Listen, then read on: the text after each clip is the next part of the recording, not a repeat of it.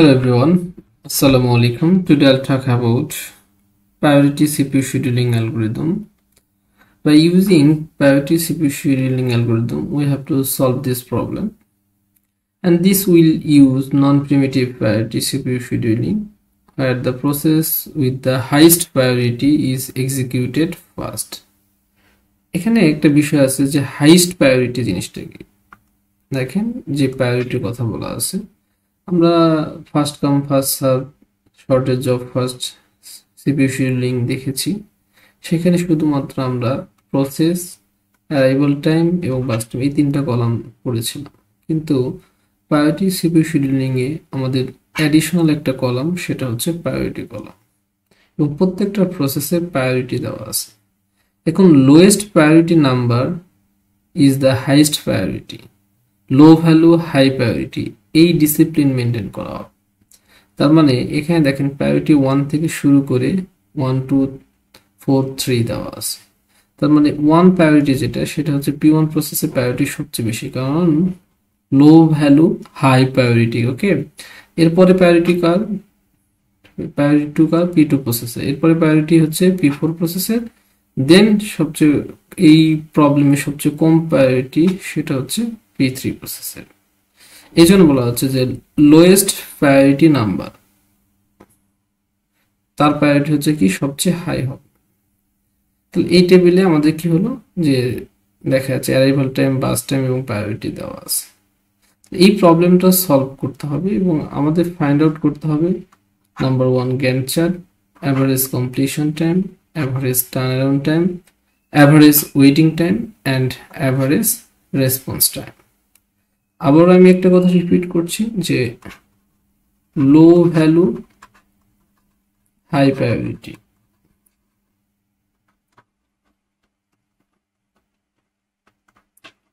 এই যে প্রায়োরিটি কলামে সবচেয়ে কম ভ্যালু অথবা আরেকটা জিনিস এই প্রায়োরিটি কলামে মিনিমাম ভ্যালু হাই প্রায়োরিটি অথবা ম্যাক্সিমাম প্রায়োরিটি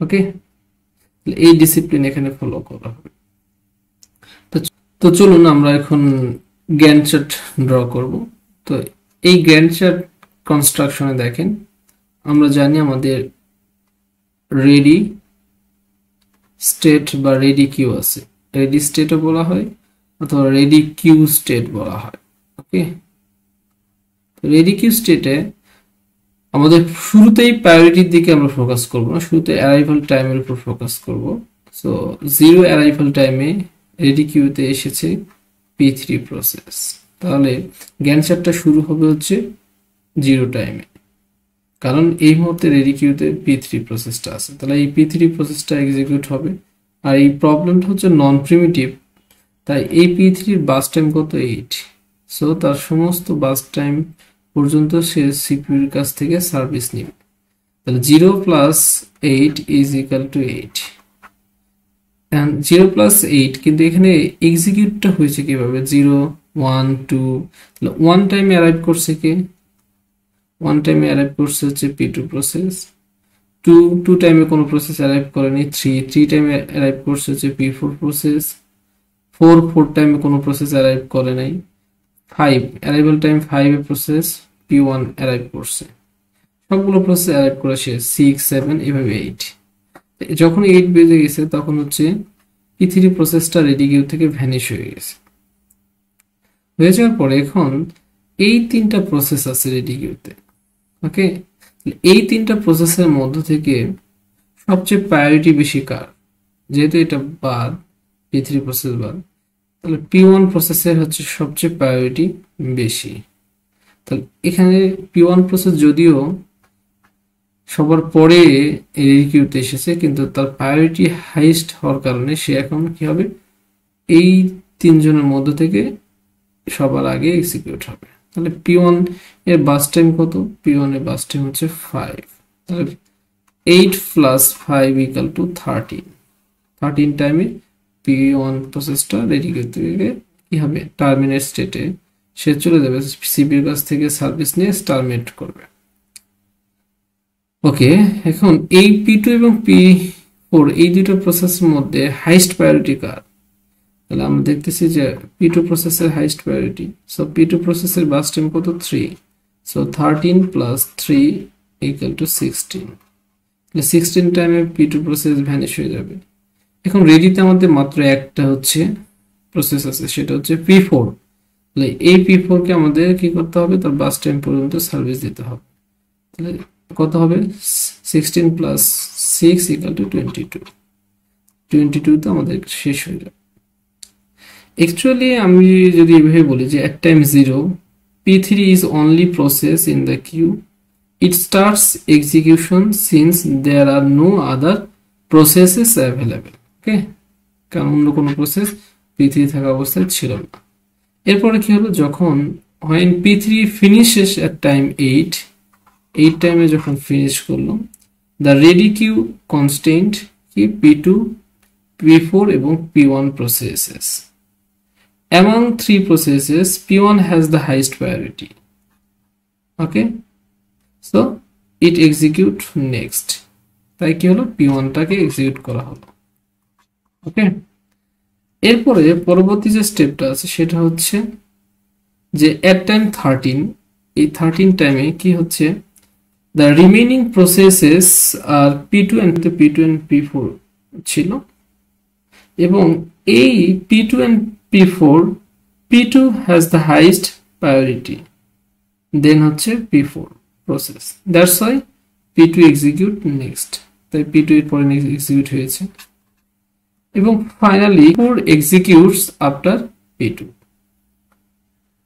তো আশা করি গ্যান্ট চার্টটা আপনারা বুঝতে পেরেছেন। এখন আমরা হচ্ছে অ্যাভারেজ ক্যালকুলেট করব। তো চলুন কিভাবে আমরা অ্যাভারেজ ক্যালকুলেট করব দেখে নিই। তাহলে এই পর্যন্ত তো আমাদের টেবিলে দেওয়াই আছে, আমাদের সিটি বের করতে হবে। তো সিটি বের করার জন্য আমরা কি করব? গ্যান্ট চার্টের রাইট সাইড দিক থেকে যে প্রথম যে ভ্যালুটা পাবো, এই প্রথম ভ্যালুটা হচ্ছে 22 is the completion time of P4 process.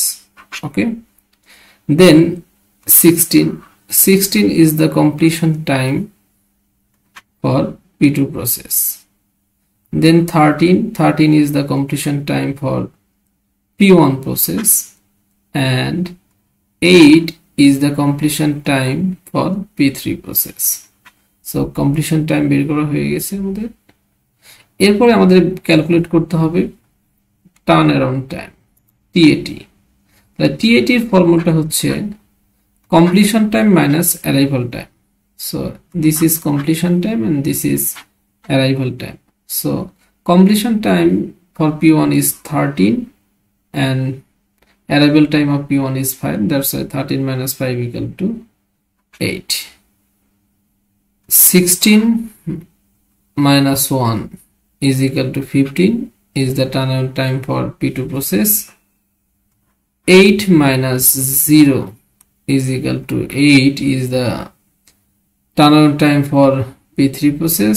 22 minus 3 is equal to 19 is the turnaround time for P4 process. Okay, now we have to calculate waiting time, I mean WT. So the formula of waiting time is turnaround time minus bus time. So this is the turnaround time and this is the bus time. So 8 minus 5 is equal to 3. 15 minus 3 is equal to 12. 8 minus 8 is equal to 0. And 19 minus 6 is equal to 13. Now we have to calculate RT. RT means response time. So the formula of response time is start time minus arrival time. ST stands for start time and AT stands for arrival time. So the response time is equal to start time minus arrival time. So আমরা Gantt চার্টের দিকে focus করলে দেখতে পাবো যে এই P3 যদি প্রসেসের কথা চিন্তা করি, so 0 is the start time of for P3 and 8 is the ending time of P3, as for example, for P4 process, 16 is the start time of P4 process and 22 is the ending time of P4 process. Then what will be the response time for P1? So the start time of P1 is 8 and the arrival time of P1 is 5. So 8 minus 5 equal to 3. The start time for P2 is 13 and arrival time of P2 is 1. That's why 13 minus 1 is equal to 12. The start time for P3 is 0 and arrival time of P3 is 0. That's why 0 minus 0 is equal to 0. The start time of P4 is 16 and the arrival time of P4 is 3. That's why it's 16 minus 3 is equal to 13. এখন আমাদের সাম বের করতে হবে, কারণ আমরা যখন average বের করব তার ফর্মুলা হচ্ছে, যেমন আমরা জানি যে এভারেজ কমপ্লিশন টাইম মানে ACT is equal to total CT বা sum of CT divided number of processes. তাহলে এই যে টোটাল সাম, এই জন্য আমাদের কি করতে হবে, সিটির সাম ক্যালকুলেট করতে হবে। So 13 plus 16 plus 8 plus 22 is equal to 59. 59 is the total completion time. So the number of process 1 2 3 4, so 59 divided 4 is equal to 14.75 is the average completion time of these processes. Now we have to calculate average turnaround time. So total turnaround time will be 8 plus 15 plus 8 plus 19 is equal to 50. 50 divided 4 is equal to 12.5 is the average turnaround time. Now we have to calculate waiting time. So the total waiting time is 3 plus 12 plus 0 plus 13 is equal to 28. So 28 divided 4, I mean number of processes is 4. So the average waiting time is 7. So the average response time is total response time divided number of processes. So the total response time is 3 plus 12 plus 0 plus 13. So the sum is 28 and number of processes is 4. So the average response time is 7. In priority CPU scheduling algorithm, the response time and waiting time are same because there is no preemption. যেহেতু non preemptive তাই response time and waiting time same. So আশা করি আপনারা বুঝতে পেরেছেন। আপনাদের যদি কোনো প্রবলেম থাকে আমাকে কমেন্ট করে জানাবেন, আমি সলিউশন দেওয়ার চেষ্টা করব। So thank you.